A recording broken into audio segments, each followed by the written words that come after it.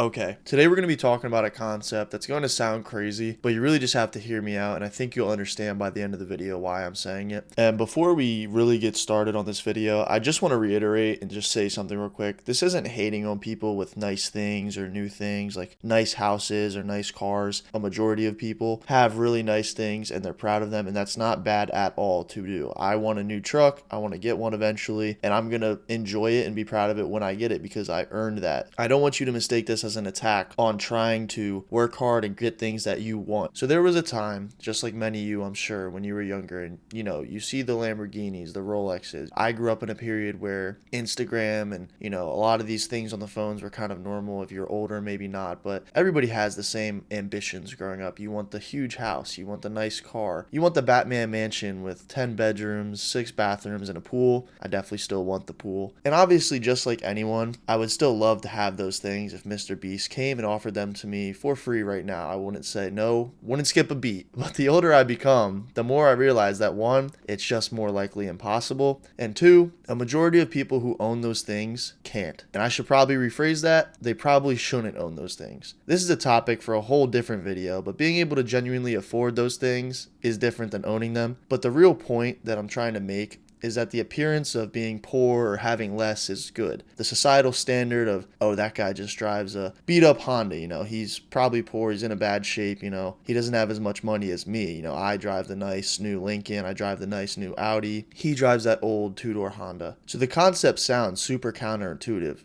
but you have to realize that it's not. Having money and keeping money aren't the same. When you see a Bugatti, you intuitively think, oh, that guy must be rich. That girl or guy driving it must have money. But what your brain really should be telling you is that the one thing that you know about that owner is they have $200,000 less dollars. Let's say the Bugatti costs $200,000. Your mind should automatically think, well, I do know the one thing, the one financial pinpoint I can put on them is that they have $200,000 less dollars. Whether they bought the car outright or they're financed it, so now that they're in debt. It doesn't really matter. What matters is that bill is real. Don't get me started if they're leasing it. I don't even want to hear about that. Real wealth is hidden. It's growing in the background. You see, no one's as impressed with your possessions as much as you are. There's a paradox called a man in a car. Super fitting. And the paradox is basically seeing that person in the expensive car, and you put yourself into the scenario and you're thinking that it signals that you're smart, talented, important, look at me kind of thing. But the paradox is right there in front of you. It's the whole irony of the situation. You as the person looking at the Bugatti, you're not looking at the driver. You're not thinking that of the driver. You're not looking at that girl or guy and thinking, oh, they're so smart, important, look at them. You're looking at the Bugatti. You as the person who is going to get the Bugatti, if you think that once you get it, the people are going to look at you, they're going to do the same thing. They're going to look at the Bugatti, not at you. You want what the item represents. You want the respect, admiration. You don't want the Bugatti, and you don't need the Bugatti to gain that. Spending money to show people how much money you make is the fastest way to have less money. There's a great example of this, and his name is Richard Fuscone. Richard had an MBA and was an executive vice chairman and the head of Latin American operations at Merrill Lynch. He had so much money that he retired by 40, something that most of us dream of, and it's just unattainable, and he launched his own investment firm. While doing this, he also chased philanthropic interests. He owned a Palm Beach house in Florida and a huge 18,000 square foot mansion in Greenwich with had 2 pools, not just one, 2, elevators,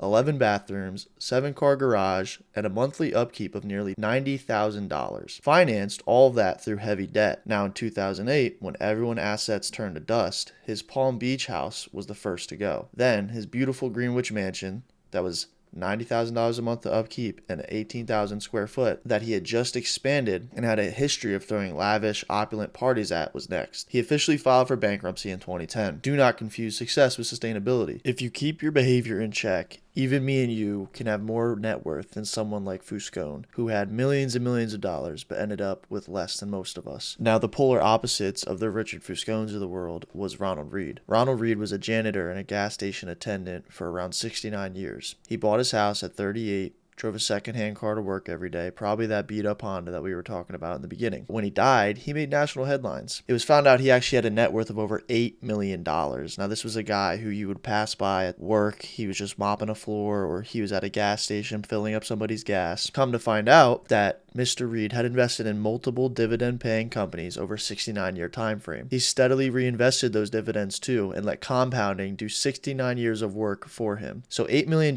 think of that number, $8 million, adjusted for inflation today in 2026, if Ronald were to retire, would have given him $11.16 million. And that's not even counting the extra 12 years of compounding from 2014 when he died to 2026 today. Someone so unassuming with a quote-unquote boring lifestyle by society's standards had a net worth many of us dream to achieve in such our short lives. I mean, really just stop and think about what I'm saying right now. A guy who was a gas station attendant and a janitor had $8 million of wealth by the time he could retire. It's almost unfathomable with the way that society portrays how, money and things work, that a janitor and a gas station attendant could have that much money. I mean, if you're a parent watching this video, or you're really anybody watching this video, if you were to grow up and tell your parents, oh, I want to be a gas station employee and I want to be a janitor, they would laugh at you. People would walk by you on the street and tell their kids like, oh, you don't want to do that. You don't want to end up like him. So what can we learn from Richard Fuscone and Ronald Read? We can learn that living below your means and living a normal life is not bad. Spending money and having to buy the newest and greatest thing is usually placed on us by societal factors. Whether it be friends, neighbors, or especially social media, you can constantly compare yourself to things that half of the time aren't even real. They say comparison is the thief of joy.